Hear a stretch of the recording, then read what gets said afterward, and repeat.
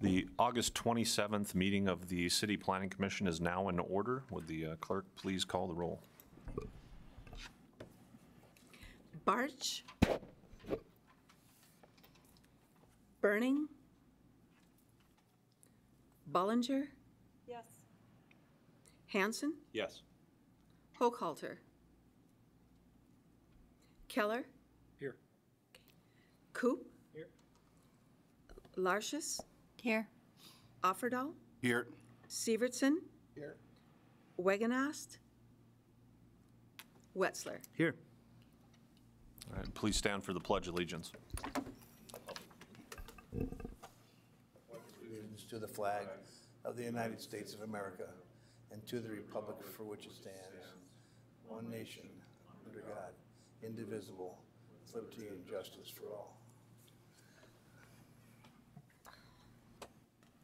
Okay, at this time I'll look for a motion to approve the July 30th minutes of the regular meeting from the commissioners.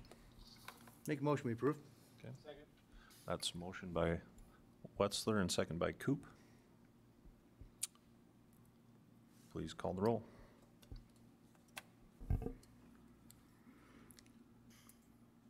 Wetzler. Yes. Bollinger. Yes. Hanson. Yes. Hochhalter. Keller. Yes. Larshus. Yes. Offerdahl. Yes. Sievertson. Yes. Oh, all right, motion carries. All right, before we get to our first agenda item, just a point of order here. Agenda item number 5 for today, the zone code amendment will be moved and delayed to the next month's meeting. So that will be heard on the September meeting. So agenda item number 5 will not be heard tonight. And that brings us to our first agenda item, which is a request by Brian Sturm to subdivide lots 4 and 5, Bel Air 13th edition and Outlot 3, section 15-155-83 into 3 lots to be known as Bel Air 24th edition. This property is located on the east side of 27th Street Northwest and approximately 7th Avenue Northwest. If we can have city staff's comments and recommendation, please. Yes, thank you, Mr. Chairman. Here's a vicinity map of this property on North Hill, and it is up on a hill just east of 27th, and you can see the bypass there in that area of town. There's 3 lots in this subdivision, and actually 2 of them are existing. You can see a house to the north there, and another house below it. They're included within the boundary, and between them is a 66-foot wide street right-of-way that was platted to provide access back to the larger area behind. And there's been some interest in that area behind to perhaps build a cul-de-sac and put 2 or 3, 4 or 5 houses back there. And if you look at the topography, it is quite a hill. It's about 50 or 60 feet above from the top down to the bottom. But more recently, we had an applicant come in that just wants to build a single house on the property with a detached accessory building. And so in the tan shaded area, you see that there is actually plenty of room to build a single house. It just really wasn't feasible to get more density on there. So the proposal here is that that there's the 2 existing lots remain, and the 3rd lot behind becomes a platted lot as well. This is the plat, and you'll see the 66 feet of right-of-way that's shaded is going to be split 3 ways. So it's going to be vacated, and lot 1 gets the north 22 feet. Lot 3, the existing house, gets the south 22 feet, and the middle 22 feet will accommodate a driveway for the new larger lot behind that would be built to city specifications. And all these properties are zoned R1. So findings of facts, a 3-lot subdivision, working with existing homeowners. We're going to vacate the 66 feet and split it up between the 3. And the applicant wants to build 1 single-family house with a detached garage on the larger property. Staff recommendations is to approve the subdivision to be known as Bel Air 24th edition, subject to 3 conditions. The first being vacated street, pavement, and curb section to be removed and a residential driveway installed per city ordinance. Number 2, sidewalks are required to be installed along the frontage of lots 1, 2, and 3 where sidewalks do not exist to ensure connectivity. And number 3, water and sewer service connection schematic must be approved by the city engineer. So that's what I have for you. If you have any questions, I'd be glad to answer. Commissioners, any questions for the principal planner? No, seeing none, I will ask that if there's anyone in attendance in favor of this agenda item to please come forward. Seeing none, anyone opposed to this agenda item? Seeing none, I will ask the commissioners for a motion. Mr. Chairman, I make a motion, based on finding of fact and to include the staff recommendations, I make a motion to approve the request. We have a motion from Wetzler and a second by Coop. Any further discussion? Okay, seeing none, we'll call the roll. Wetzler, Yes. Bullinger, Yes. Hanson, Yes. Keller, Yes. Coop, Yes. Larshus, Yes. Offerdahl, Yes. Severson. Yes. Motion carries. Passes. That'll bring us to our second agenda item, and this is a request by First Lutheran Church of Minot, represented by Sean Weeks, for a variance to expand their existing parking lot using the extent of the available property under their ownership. If you see, I'll spare you my reading the legal description of the properties. If you want to read through them all on the screen there, you go ahead. With that, I'll have city staff's comments and recommendation, please. Tough one. Thank you, sir. Yeah, this is in an older part of town, so the legal is quite complicated. Most of it's in Ramsted's 3rd edition. So here's the vicinity map. I think everyone's probably familiar with where the main bridge over Broadway touches down on the north side. About a block north of that on the east side is the church property. Here it is blown up, and they picked up the house to the east, and they would like to revamp their parking to use that existing lot plus to resurface what they have and bring it up to speed. In doing so, the code would generally require some landscaping setbacks and whatnot that would really eat into the parking that they can achieve. And they'll never have enough parking based on the ordinance because they're hemmed in by urban development and there's just really no place to go. So, and I think it's probably advantageous to the neighborhood and the surrounding properties to have as much off-street parking as we can with the church to get those cars off the street and perhaps off other properties. So the church is requesting several variances based on the parking and landscape section in order to maximize the amount of parking they can get. And here's a diagram that Ackerman Esfold did that shows the parking circulation and access points and whatnot. And again, to put the landscape requirements in there, they would lose quite a few spaces. So findings of fact, they don't have adequate off-street parking now, and they won't probably ever be able to get it. They're going to renovate, and they're requesting a series of variances to try and maximize the amount of parking. So for a variance, of course, there has to be some kind of findings of hardship, and in this case, based on exceptional practical difficulties, the church is pre-existing, it's limited in size and hemmed in by surrounding urban development. And also, as I mentioned, it's in the best interest of the public to get as many off-street parking stalls as possible on church property. So there are several different sections of the code that need to be granted variances. The first is Chapter 23, off-street parking and loading, for the required number of off-street parking spaces for places of public assembly, which is churches. The other is all landscaping related.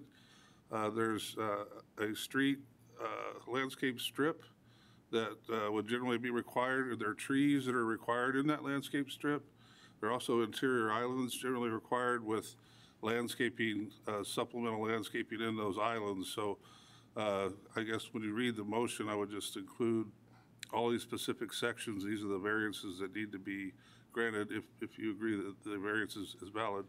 And then also, the city engineering department has requested a pre versus post runoff calculation for the site, and if any storm sewer impacts are discovered, they must be submitted to the city engineer for review. That's what I had. Thank you, Principal Planner. Any questions for city staff, commissioners? On variances like this, are property owners in the area adjacent notified? Yes, sir. Any protests? I had a couple of calls of people that were curious, but when I explained what they were doing, they were fine with it. Okay. Yeah, just one second. We'll open up that portion here. 1 second, sir. Thank you. Any other questions for city staff? At this time, I'll ask if there's anybody in attendance who would like to speak in favor of this agenda item to please come forward.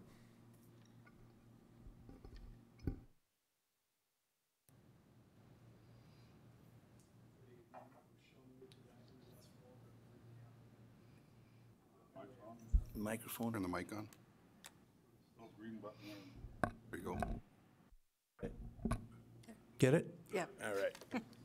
Sean Weeks with Ackerman Asphalt, representing the applicant. I have virtually nothing to add to the summary that Mr. Lang presented. I'll be here for questions. Thank you. Thank you, Mr. Weeks. Anyone else in attendance who would like to either speak for or against this agenda item, please come forward.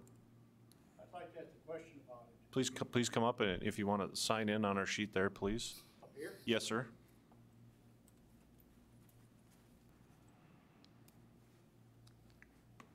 And just let us know who you are.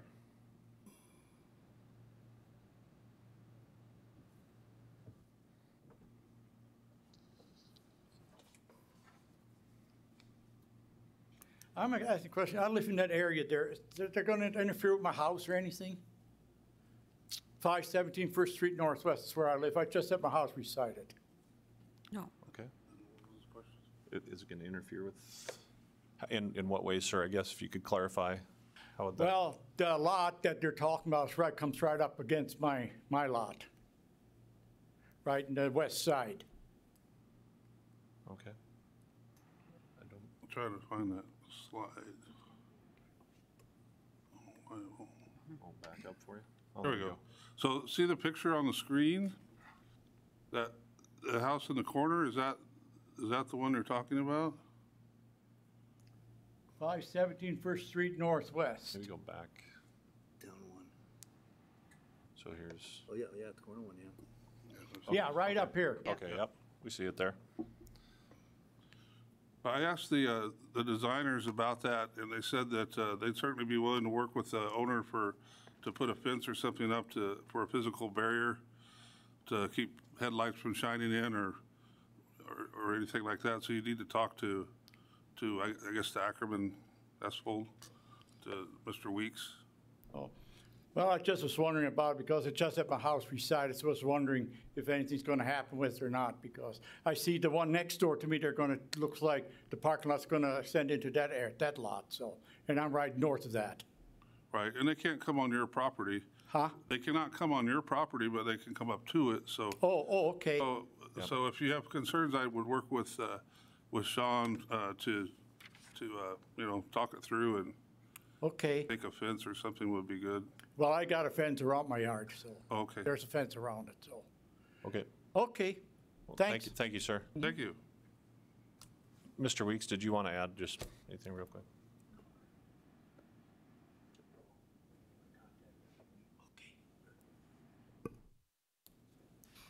No, we're more than agreeable to try to work with the resident and resolve any concerns. Wonderful. Thank you. Yep. Okay. Is there anyone else in attendance that would like to speak either for or behalf of this agenda item? Please come forward now. Seeing none, we'll now close the public hearing, and I will ask the commissioners for a motion.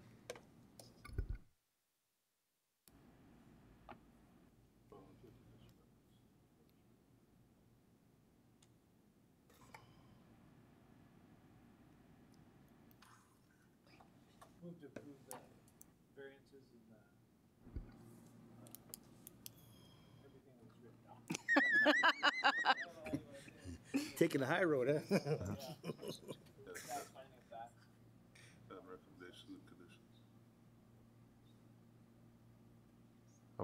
There's a motion by Coop. Do I have a I'll second. Okay, second by Larcius. Any further discussion? Seeing none, please call the roll. Coop? Yes.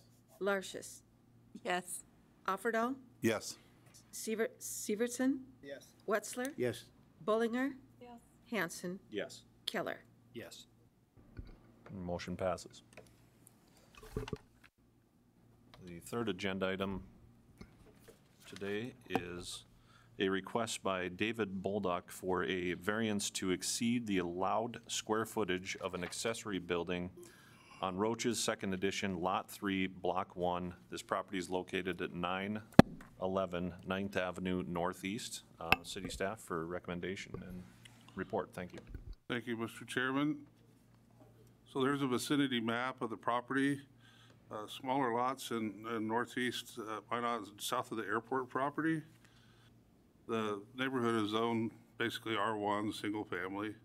And the applicant moved in, I'm not sure how long ago, into this existing house with an existing outbuilding and has quite a few ATVs and boats and other things, and decided that they would like to extend the outbuilding to try and get some of those out of the weather and safe and secure and whatnot, and started working on the project.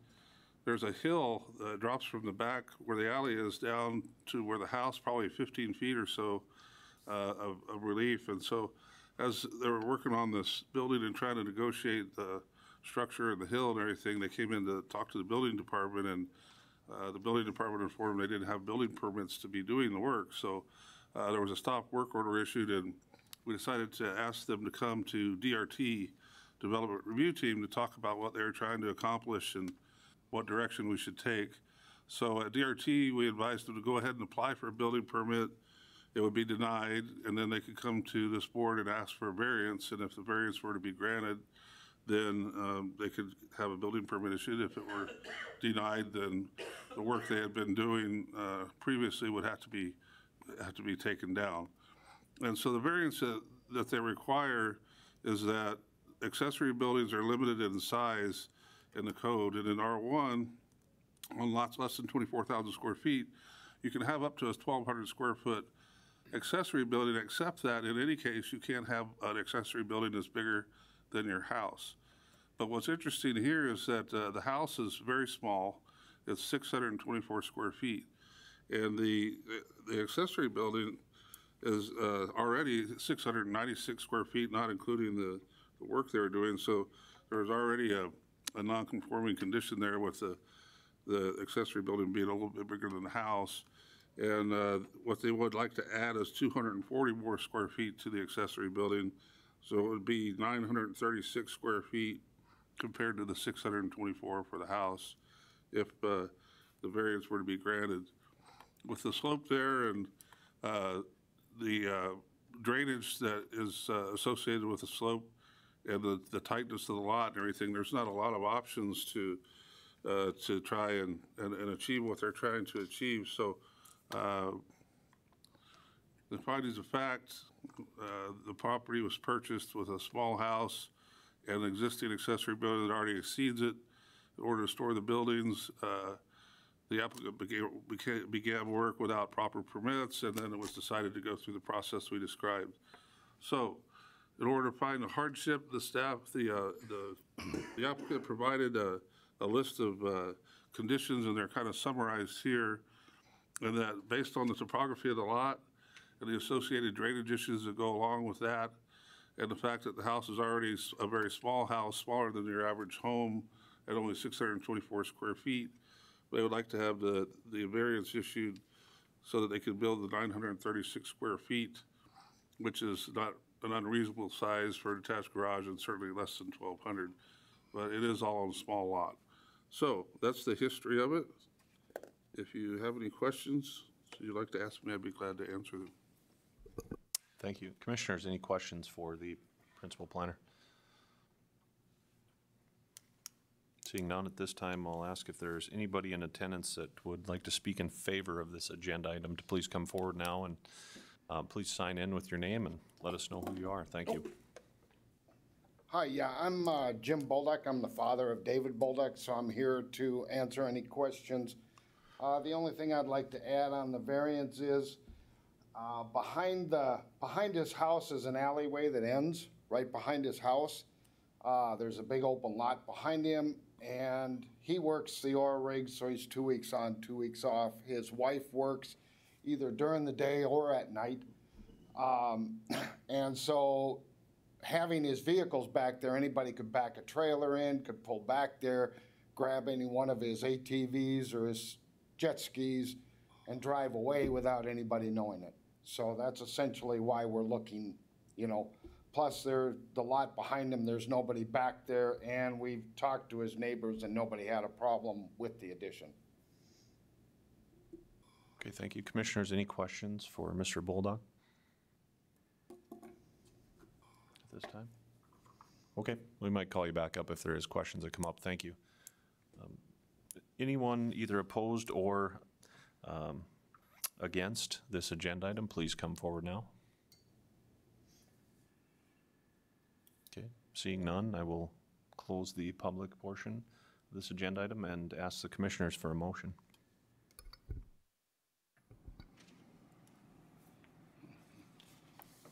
Make a motion to approve based on staff recommendations, finding of fact. Okay, motion by Keller, seconded by Coop. Any further discussion? Okay, please call the roll. Keller, Yes. Coop, Yes. Larshis. Yes. Offerdahl, Yes. Severson, Yes. Wetzler, Yes. Bullinger. Yes. Hanson. Yes. Motion passes. So you'll need to get with the building department about getting your building department, because the variances don't go on to the council. This is a final stop, so it's approved tonight, yeah. Okay, so we'd redo the permit now. Yeah, you need to talk to the building department about what you need to do to get your building permit. Okay, thank you. You bet. Fourth agenda item tonight is a request by Bechtold Paving, represented by Clary Trihus, for a conditional use permit to install a 2,000-gallon above-ground storage tank for fueling company vehicles on outlots 34, less Lot A, and outlot 36, section 21-155-82. This property is located at 5140 Highway 2 East. If I could have some comments, please. You bet. Here's a vicinity map on East Highway 2, south side there. We zoom in, this is Bechtold Paving.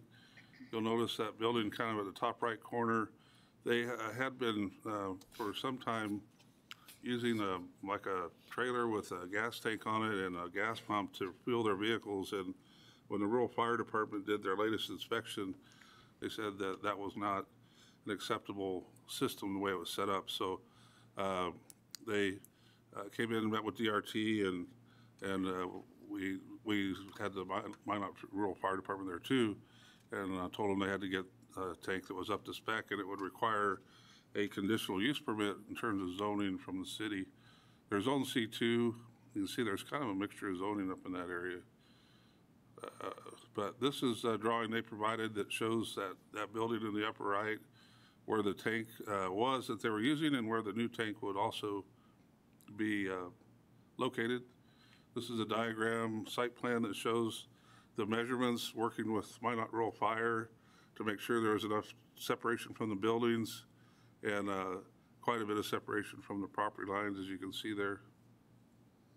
In order to protect the tank from a vehicle collision, they've proposed 10 of these 24-inch by 24-inch by 6-foot tall concrete blocks that would be buried into the ground. They weigh 3,600 pounds each. So findings of fact, they need an on-site fuel source. In the past, the system they're using was found not to be permissible by the fire district. So this 2,000-gallon above-ground fuel storage tank is proposed. It meets all the district requirements for fire, and it's located in a position that's been approved by fire, and it does require a conditional use permit, so that's what they're here to seek today. Staff recommends approval of the CUP as it meets standards and requirements of Minot Rural Fire District. So if you have any questions, I'd be glad to answer them. Commissioners, any questions for city staff? Has anything been brought up about containment around this fuel tank? In case of Well, the way I understand it, it's a double wall tank and it has some kind of self-containment. You know, whatever the fire rules were that were required, they checked off, you know, it's okay with them. So I guess I'm not an expert on containment, but whatever they require, they met. Just working in the past with even ag situations, they'll require a berm with a containment mat around fuel sources.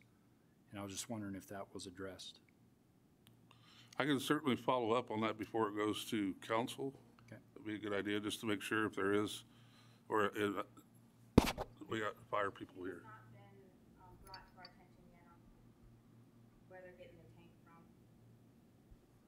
from. I can't hear you, Jess.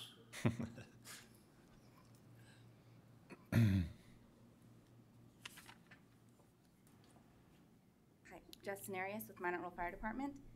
And we don't have a problem with them getting the permit, although a tank hasn't been provided for us. We haven't gotten any specs on who is providing the tank.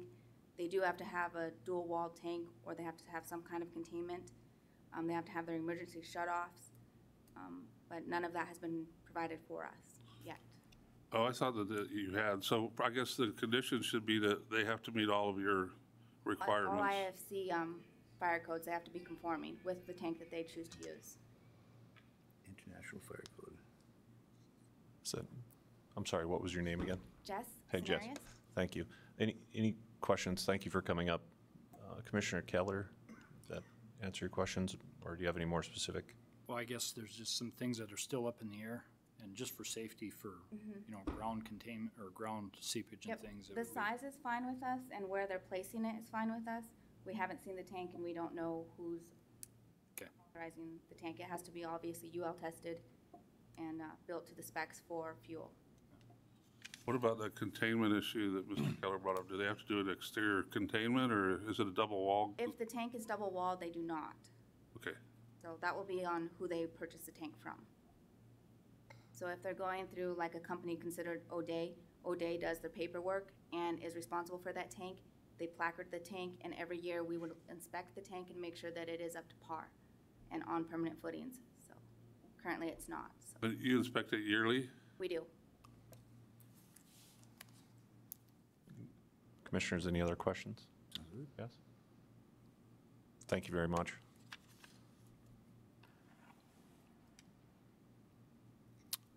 Anyone else in attendance that would like to speak in favor of this agenda item, please come forward. Anyone in favor or opposed? Seeing none, I'll close the public portion and ask the commissioners for a motion, please. Mr. Chairman, this seems like an upgrade, is what we're bringing things up to code where they weren't up to code for before.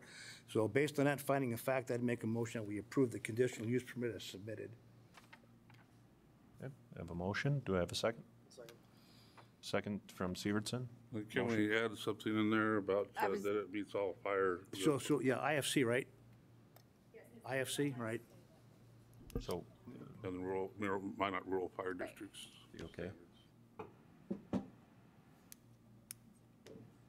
What's that? We need another second for that motion now. Have they, oh, do we all agree on, the seconder agrees? on- Happy group. Yeah. Yes, okay. So that's a motion by Wetzler and a second by Severson. Okay. Any further discussion? May I please call the roll? Wetzler? Yes. Bullinger? Yes. Hanson? Yes. Keller? Coop? Yes. Larshis? Yes. Offerdahl? Yes. Severson? Yes. Motion carries. Okay, meeting adjourned. Thank you.